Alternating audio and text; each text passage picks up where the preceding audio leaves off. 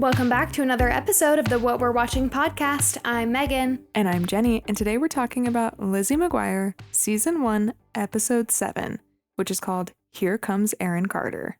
Such a good episode. It's the one that everybody knows. It really is, yeah. It's iconic. It's the Christmas episode. Mm-hmm. And this episode was requested by a listener. It was requested by Alexi, so thank you. Shout out. This was such a good addition to our Christmas and holiday episodes. I'm so excited that we're talking about this. Me too, and I feel like we've been saying, oh yeah, we could do holiday episodes of certain Disney Channel TV shows. We've been saying that for a while, but this one is like the perfect example of one that I think a lot of people remember, and it just gets you in the spirit. It's good. It really does. I hope that it's nostalgic for you guys to listen to, and it's definitely going to ring some bells too. Because even if you haven't watched Lizzie McGuire since you were a kid, this is an episode you will probably recognize when you hear us talk about it. And don't worry, there are a lot of fun facts in this episode. I went down the rabbit hole of Aaron Carter, everything. So I'm ready to get into it. It's going to be fun. I'm so excited. In this podcast, we're talking all about the iconic Lizzie McGuire episode that led to a famous feud between Hilary Duff and Lindsay Lohan, which we'll unpack. And we'll also talk about Aaron Carter's complicated life story. If you guys are enjoying the pod, don't forget to leave us a rating, review, or a comment wherever you're listening. We love hearing from you guys. It's so fun that we get to interact with you on social media and in our comments on Spotify. So we appreciate you so much. You're the best. So the logline for this episode of Lizzie McGuire is, when Aaron Carter comes to town to shoot his new music video, Lizzie, Gordo, Miranda, and Matt decide to sneak onto the set. I didn't really remember what this episode was about.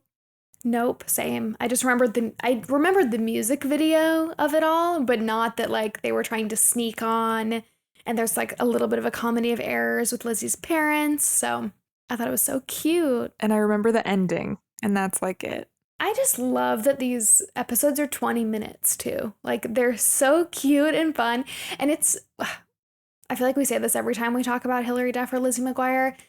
The fact that this series was only a couple of seasons and these episodes were only 20 minutes long, and yet it is such a like cultural milestone for our age group is so funny to me, and it's amazing.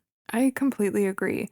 And I've said it before, and I'll say it again. I think that these episodes are genuinely good. Agree. They're like a little bit cheesy, but also they're still funny. I really, really enjoyed watching this. I know, they really hold up. We're going to say it until we're blue in the face. It makes me so upset that we're not getting Elizabeth McGuire, the reboot TV show. So sad. I'm still crossing my fingers. I'm like holding on to just a tiny strand of hope that Hilary Duff's newfound pop stardom will bring it back to life. It might. I did hear that she was on a podcast recently promoting her new music, and she brought up the new pilot and why it fell through. So maybe if enough people kind of hear about it again and get interested and want it, maybe, I don't know, maybe we'll get something. Oh, that would make me so happy. Should we make our first When We're Watching merch be Give Me Elizabeth McGuire? or Give Me Death. Yeah. So funny. Speaking of, we actually live listened and reacted to Hilary Duff's new music video for her single Mature a couple of weeks ago on the podcast. That was at the end of our holiday watch list episode. So if you guys are interested, definitely check that out. It was really fun. We recorded it on release day and we just had to. We had to. Okay, should we get into the cast of Lizzie McGuire? Let's do it. In this episode, we are going to cover mainly Hilary Duff and Aaron Carter because we do have multiple episodes on Lizzie McGuire now. We have the Lizzie McGuire movie where we really deep dive, I think, on all of the cast and where they are now. That's also the episode that we come unglued at the end. That is my favorite episode that we've ever done, still to this day. So funny.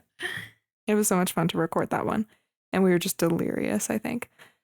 And then we also have an episode on the Lizzie McGuire pilot episode, the very first episode. So you can listen to that. And then we also have a Where the Disney Channel Stars Are Now that talks about all the Lizzie McGuire stars. So you've got your fix if you're interested in a deep dive on any of them. But this one, we're talking about Hilary Duff and mainly Aaron Carter because we have never talked about him on the podcast before. I'm so excited. Okay, first, let's get into Hilary Duff. We've talked about her so many times. Most recently, Casper Meets Wendy. She was also in A Cinderella Story, Cheaper by the Dozen, Raise Your Voice, Younger, and How I Met Your Father. And we have episodes on almost every single one of those. I was just going to say, I cannot believe how many times we've actually talked about her already, and I can't get enough. I can't. No. Sorry. Like we said, she recently came out with her new single, Mature, which is supposed to be a conversation that her present self is having with her younger self, which I think I lost the plot on that when we listened to it the first time. I was expecting the song to be something like that, and then I think it just went over my head, and I just thought it was like a poppy bop song. Yeah, I did not get that, but I understand now. This makes sense. This makes more sense. We're like, she's married. She's talking about another girl that her like ex-boyfriend is hooking up with. No. Yeah, we, first time listen, cut us some slack, but it's been growing on me. I really do like the song, and it's been stuck in my head. Yeah, same. She said about the song and about talking to her younger self in the song, the two of us are reflecting on a past experience and sending love to each other. It's a chuckle, a wink, and a sense of being grateful that we are sure-footed in where we landed. Cute. I love that quote about it. It's rumored that this song is lightly about Joel Madden, whom she started dating at age 16 when he was 25. Don't like it. I remember when they were together, and I always was like, why? I don't get the Joel Madden thing. Mm-mm. Although every time I think of Joel Madden, I think of Steve Madden, the shoes that always fit me. Yeah, I love Steve Madden shoes.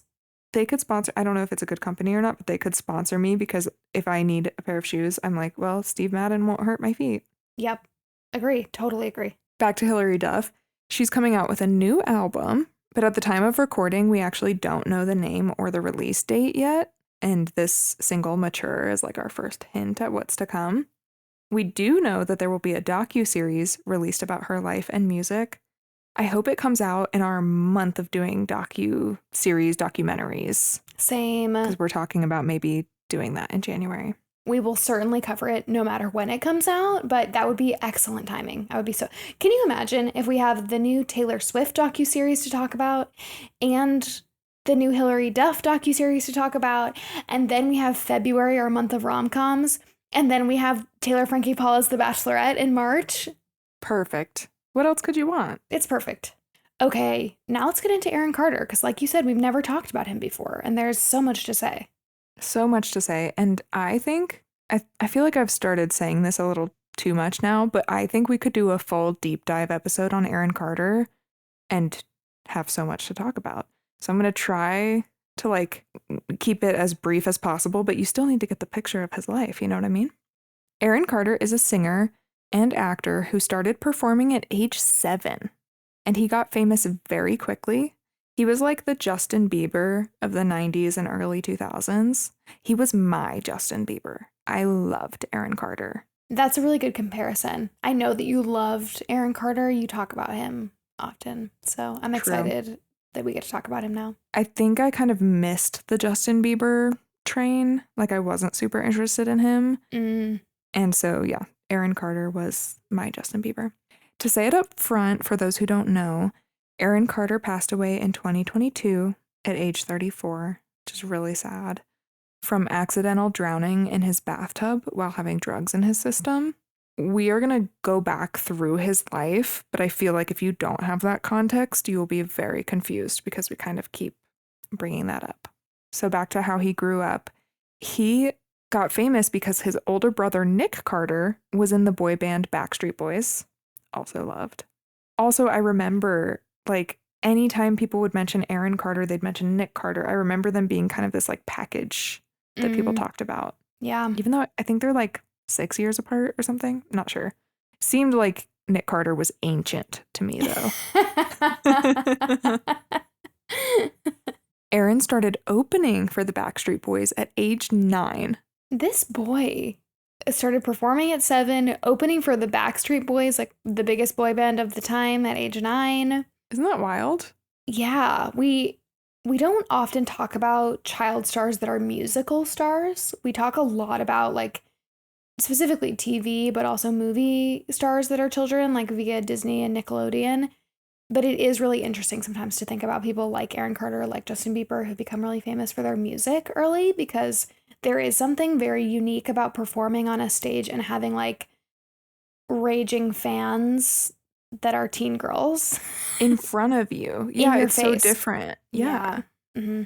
Versus maybe just like having the paparazzi moments or something. It's very different when you've got like people coming backstage or like probably people trying to grab you when you're on stage, you know? Mm-hmm. So, like I said, he started opening for the Backstreet Boys at age 9, which still blows my mind. And very soon after, he released his first single called Crush on You, and then his self-titled debut album, which sold 1 million copies. Crushing it. His next album, Aaron's Party, Come Get It, came out in 2000 when he was 12 years old. That album went triple platinum. It had songs like I Want Candy, which is my favorite Aaron Carter song, of course. Iconic. It might be the only one I know. I'm like reeling about the fact that it might be the only one you know. I liked Aaron Carter. Listen. I liked Aaron Carter, the persona. I didn't listen to his music because we didn't have the internet. Okay? That's fair. That is really funny though. Wow, so you know I Want Candy because it was like on in every Disney Channel commercial break. That's what I remember it from. Yeah, I probably know his other songs too. I just didn't take a chance to listen to them. The fact that he was 12 when I Want Candy came out, in my head, he is like this older, cute teenage boy. Uh-huh. Always. But now I'm like, oh, he was 9 when he started making music. Probably when we started hearing about him, he was 9. Yeah, like a little boy. Crazy. It's probably the only one I know. I'm dead. I was a girl of taste. I had my magazines and my Disney Channel, and that was my only access to him. Okay. I understand. It's just different than what I thought. You were like, she's a fangirl. She knows every song. She went to his concert. Like, no. That is what I thought. No. Okay. I'm so happy I have this context. Still love him. Okay. So also on that album, besides I Want Candy, was Aaron's Part. She's dying. I'm sorry, am I not allowed to call myself a fan? No, of course you are. This is so allowed. It's just so different than what I imagined. Okay. I'm sorry, we can move on. It does make me laugh though, because I'm thinking about Justin Bieber's career just because it's so parallel. There aren't a lot of kids who become famous at a young age and like everyone knows them and adults listen to them too and they're on the radio. Yep.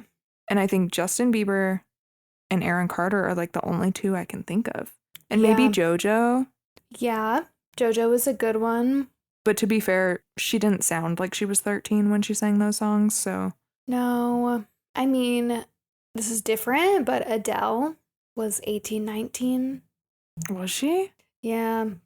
Oh. Mm-hmm. Her albums are titled like 19, 21, 23, I think are all the famous ones. Based on her age. Taylor Swift was that a little bit. But to your point, these are all teens. These are not age 7, age 9, like an Aaron Carter, Justin Bieber. Very, very young. You get a little bit of that with the Jonas Brothers, but I don't know that they like hit the mainstream quite as much. I don't think so. Maybe. Yeah. Anyway. Maybe. But yeah, interesting. So besides I Want Candy, this album also had Aaron's Party, Come Get It, Bounce, and That's How I Beat Shaq. Then March 2001 is when this episode of Lizzie McGuire aired. Then later in 2001, when he was 13, he came out with his third album, Oh Aaron, which also went platinum.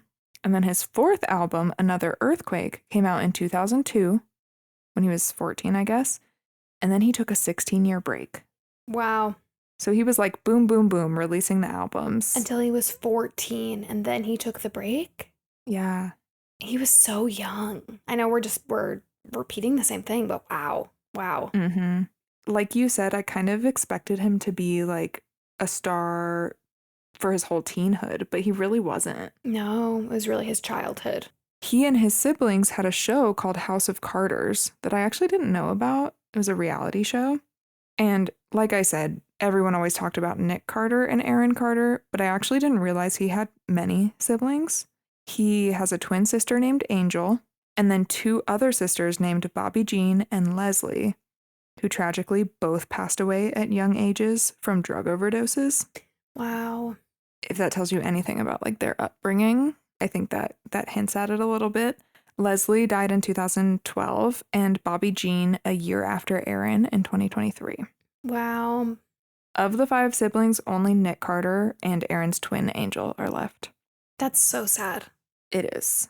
There's actually a documentary that I would love to watch that I think Angel and Nick did recently. I think it came out in 2024 and it's on Paramount. Okay. I almost started watching it last night. So maybe if we ever do a deep dive episode, we can deep dive on that. I would love to. But they talk about their childhood and their relationship with Aaron and all of that. And speaking of, Aaron and his siblings had a really tumultuous relationship. At one point, Aaron said he was diagnosed with schizophrenia, and then Nick and Angel sought restraining orders against him because he'd confessed to thoughts of killing Nick's pregnant wife. Oh my God. And he even drove to Nick's house with a gun. Oh my God. Yeah, there's a lot to unpack there. That's just a portion of it. Closer to his death, he was engaged to Melanie Martin, and they had a son together about a year before he died. It's really sad. That's really sad. If you look at his Instagram, it's just photos of them. It's photos of him with his baby and with his fiance. Oh, this breaks my heart. All of it. Me too. Scary, sad. Yeah, it's really tragic. I'm so curious about his upbringing. I know that there was like weird legal stuff that happened with his manager or producer or something.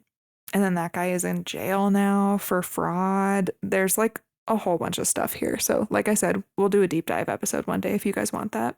But on a lighter note, we have to talk about the Hilary Duff, Aaron Carter teenage love triangle. We must. We must. We must.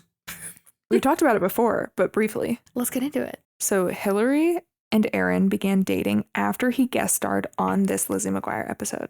This is the episode that started it. This is the episode that started their relationship. Oh my gosh, I'm even more excited. Okay. Aaron said that he started dating Hilary on his 13th birthday, December 7th, 2000. December 7th!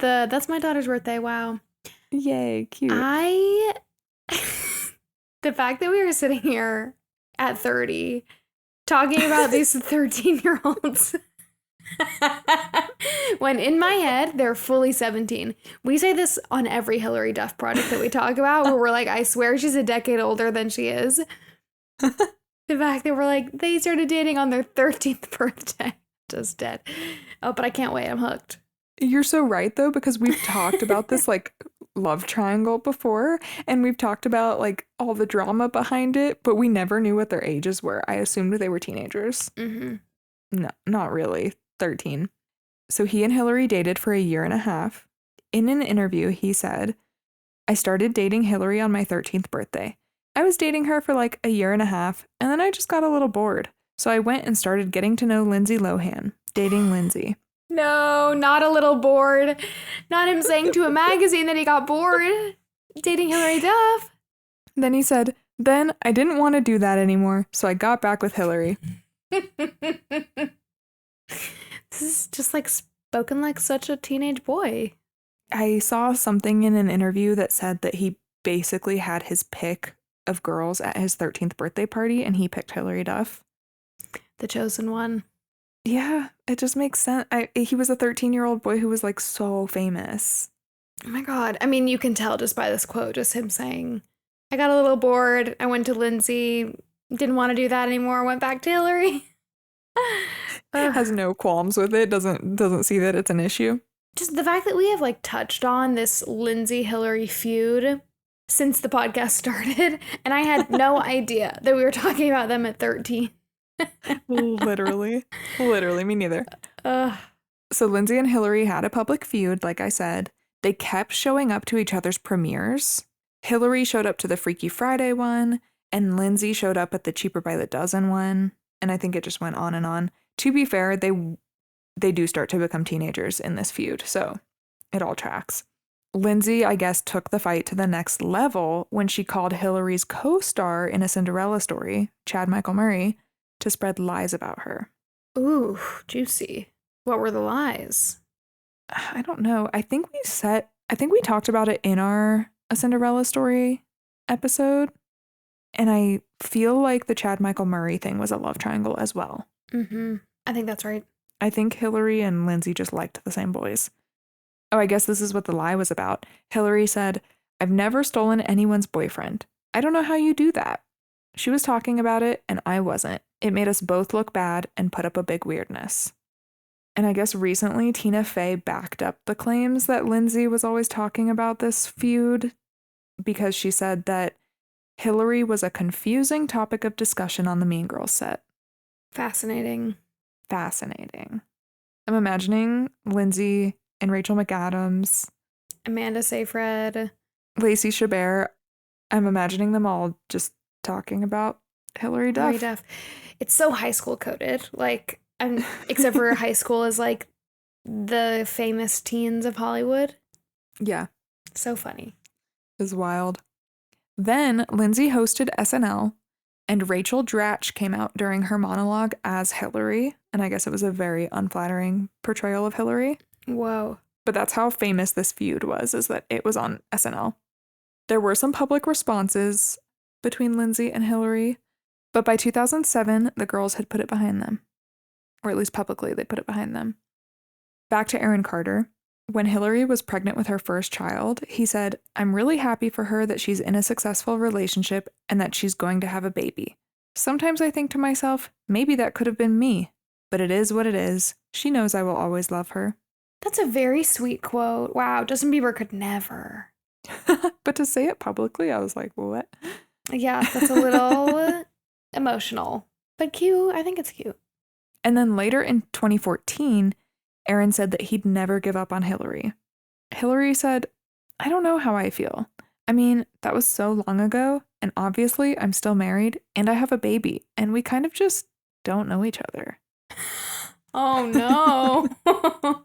I mean, this is the more mature response. This is like accurately how you would feel as an adult with a baby to, talking about your high school boyfriend. Yeah. Your 13-year-old I'm just boyfriend. imagining yeah, true. Your preteen boyfriend. I'm just imagining being Aaron reading that quote after you said, like, she knows I'll always love her. And she's like, "Oh, dude, we don't know each other." You haven't even called me in years. I don't know you. Yeah. But you're talking to the media about this? I don't know. When Aaron died, Hilary wrote on Instagram, "For Aaron, I'm deeply sorry that life was so hard for you and that you had to struggle in front of the whole world. You had a charm that was absolutely effervescent. Boy, did my teenage self love you deeply. Sending love to your family at this time." That's very nice. Yeah. So that was it. That was the whole feud, the origin of the Hilary Duff, Aaron Carter of it all. Thank you for taking us through that, because I really didn't know any of that. Like, I feel like we were just young enough to, like, not have really seen, like, the SNL of it all, and social media wasn't really a thing. So this was all taking place in, like, magazines over the course of years. So fascinating. Wild. Yeah. Yeah. All right. Well, should we get into the iconic episode? Let's do it. So the episode opens and Lizzie rushes into the cafeteria yelling, "Guys, guys!" And she bumps into a kid holding a tray and falls. She tells her friends Miranda and Gordo to forget eating because Aaron Carter is coming to town tomorrow to shoot his new Christmas music video. Miranda asks why he's filming so early, because it's spring, and Gordo explains that they usually need to film Christmas things early to have time to add special effects. And then he asks, "Who's Aaron Carter?" Miranda and Lizzie both scoff at him and then ignore him, deciding that they're going to try and figure out the secret filming location. Because Gordo knows a lot about films, he says he can help them figure out the location, but first, they need to tell him who Aaron Carter is. Miranda and Lizzie tell Gordo that Aaron Carter is a singer, dancer, and he's only 13, like them. Also, can we just pause? This was only the 7th episode of the show, and they got Aaron Carter to be on it. That's actually huge, yeah. It just shows the power of Disney at the time. Like, when Disney was launching a big teen kid show, it was such a big deal. Lizzie gets an idea that she can interview Aaron for the school webzine. Wait, is that like magazine? Like, they don't have blogs, they have zines. That's cute. That is cute. Lizzie already has her press badge for it. Miranda's excited because she wants to sing for Aaron. Just cringes me out that's, I know. She's that's like, the this is my big break. I know. Gordo's excited because he wants to visit a real film set and do a behind-the-scenes documentary. Then we see animated Lizzie, who we love, who says, "Tomorrow I have a date with Destiny. What am I going to wear?" And then the iconic Lizzie McGuire theme song plays, which is just like, it makes my heart so happy to hear that song. I know. I love it. And I love animated Lizzie so much. Actually, for my bachelorette trip, me and all my friends, including Jeni, went to Disney World and everybody wore matching shirts that had a little animated Lizzie pattern on the pocket. It was so cute. That's actually exactly what I was thinking when I said animated Lizzie. Oh, I love those shirts. Burned in my brain now. So cute. Back to the show. In Lizzie's room, the trio has huge books, notepads, and maps on the wall, and Gordo marks the map where the mall is because that's a place that's big enough for the shoot to happen. So that's where they think it's going to be. Lizzie's mom, Jo, comes in and tells her that her dad, Sam, is working late tonight, so they'll order pizza. Then we cut to the map now covered in X's of potential shoot locations, and Gordo gets off the phone and says he's called everywhere and has no idea where the shoot is. Gordo asks how they know the Aaron Carter thing isn't just a hoax, like the rumor that the cafeteria serves squirrels. And Lizzie's little brother Matt overhears this and says, it's no lie. Lizzie says Matt is only allowed in her room if he doesn't speak. Matt ignores her and looks at the map. He says, not even close. He says that his friend Lanny told him where the shoot is. Lizzie, Miranda, and Gordo huddle and decide Matt's telling the truth. So they ask what he wants in exchange for information, and he says he wants to come with them to the shoot. He tells them that it's at the Ren-Mar warehouses, and he'll rat them out if they don't let him come. Sam gets home late from dinner with a client and tells Jo that the client gave him backstage passes to Aaron Carter. They decide to surprise the kids with them in the morning. And this immediately took me back to the Wizards of Waverly Place pilot that we've talked about before. Yes, that's such a good comparison. Yes. I think it's trying to teach the kids patience, not lying to your parents, not sneaking out, etc. Mm-hmm. Early the next morning, the kids sneak out of the house and leave a note that they're working on a project and Matt is helping them. Lizzie says the plan is to walk in like they own the place to avoid security at the shoot. And Gordo and Miranda, want to argue because they're like, that's not going to work. But they also don't have a better idea. And then Matt comes out with a bag and says, this is for when your plan fails. Which is very classic Matt. I love Matt. Me too. The kids get to the warehouses and they march in like they own the place, like Lizzie planned. A security guard asks to see their passes, and Lizzie, I forgot how sassy she is. She says, I'm Lizzie McGuire, a member of the press. I have a right to be here. And then she hands him her school press badge. When Lizzie's parents realize that the kids are gone working on a project, they decide Sam will go ahead to the video shoot and Jo will wait at home for them to get back so that she can also bring them to the shoot. The kids are sitting against the wall outside the warehouse, and Lizzie complains that they took her press badge and it costs $5 to replace it. Matt says it's time for Plan B and pulls out elf costumes from last year's Christmas card photo. He says they'll seem like they're part of the music video. Then he pulls out his costume, which is a blonde wig and a pair of Lizzie's pants, because he's going to pretend to be Aaron Carter. Now the kids walk up to the same security guard, but this time in their disguises, and he asks for their passes, and Lizzie sassily says, we're extras in the Aaron Carter video. And Gordo and Miranda also have sassy quips about being late. And the security guard obviously isn't fooled by this and says, scram. But then Matt, dressed as Aaron, says, do you know who I am? And then a crew member takes Matt and says stand-ins must be on set at all times. Matt, the little genius. So his plan ends up working for him, although in a different way than he expected. But now Lizzie, Miranda, and Gordo are back against the wall in elf costumes, trying to figure out their next plan. They see a car roll up to the set, and they decide to hide on the other side of it. The security guard asks the driver for his pass, and it's Lizzie's dad. While the security guard is busy, the kids get past his station and closer to the set, and they are obviously very freaked out that Sam is on set and they assume that it's because security called him because they have Lizzie's press badge and information. The new plan now that they're past security is to find Aaron, get Matt, avoid Dad, and get out. So they ditch their costumes, and Gordo starts filming his behind-the-scenes documentary, but then they realize the security guard is behind them, and he says, "Not you again," and then we get a montage of the kids running and him chasing them. They do make it to set, though, and they hide in Santa's sleigh. Back home, Joe gets a voicemail from the security guard that says Lizzie McGuire is causing some trouble over at the warehouses. Then Lizzie peeks out of the sleigh and sees Aaron, and they make their way on stage with all of the dancers trying to get to Aaron, but who they thought was Aaron was actually Matt. And the security guard catches up to them and chases them around a Christmas tree while everyone is watching, and they end up knocking the tree over on top of him and escape. The director says, "Do you know those kids?" And Matt says he's never seen them in his life. The director says, "That's too bad because they could always use more stunt elves." Matt says, "You know, now that I think about it, I taught them everything they know." Joe drives up to the warehouses and asks if the security guard could take her to Lizzie. He says the problem is that they don't know where Lizzie is. So Joe asks him to let her in so she can find her. When the security guard says he can't, she grabs him and screams, "You're gonna let me in, and you're gonna let me in now. You understand?" Meanwhile, the kids sneak into a room that has a fruit basket, flowers, and TV in it. They're in a pretty bad mood and they're about to give up everything, but Lizzie says she needs to think. Then she sees Aaron Carter's pass hanging in the room, and they realize that they're in his dressing room. The girls freak out, and I think Gordo says something cute like, "If I was a 13-year-old girl, I'd be really excited right now." And he keeps saying that throughout the thing, like, "Well, this would be very exciting for me if I was a girl." Then Aaron's manager comes in and asks them what they're doing here.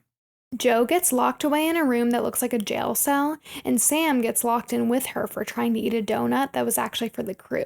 Lizzie asks Aaron's manager to grant them a favor in the spirit of Christmas. They want to meet Aaron Carter. She says no. Then Lizzie begs her and says this is the coolest thing to ever happen to them. She asks if just one of them can meet Aaron, and the manager agrees that just one person can. Lizzie tells Miranda that she should go because it'd be a good opportunity for her to sing for him, and they hug. Outside of Aaron's dressing room, it's just Gordo and Lizzie, and Gordo tells Lizzie that what she did was really cool.